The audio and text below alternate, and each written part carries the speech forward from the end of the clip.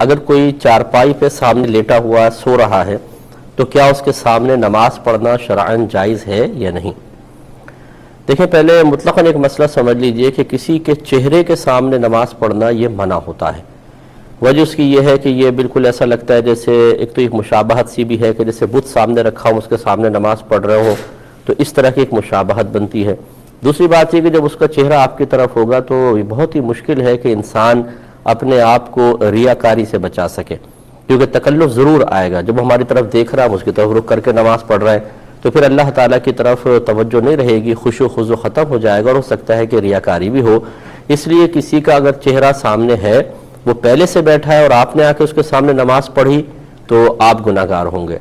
اور اگر آپ نے نماز شروع کر دی اور کوئی آ کر آپ کے سامنے بیٹھ کر آپ کے منہ کی طرف منہ کر کے بیٹھ گیا، تو اب وہ گناہگار ہوگا۔ آپ آنکھیں بند کر کے اپنی نماز کو کنٹینیو رکھ سکتے ہیں۔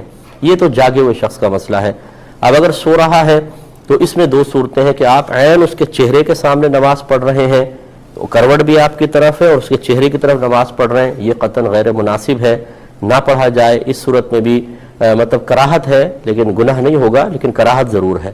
اور اگر پیروں کی طرف اس کے کھڑے ہو کر پیروں کے سامنے کھڑے ہو کر پڑھ رہے ہیں تو پھر گناہگار نہیں ہوں گے، لیکن افضل اور اعلیٰ یہ ہے کہ تھوڑا سائیڈ میں ہٹ کے پڑھا جائے۔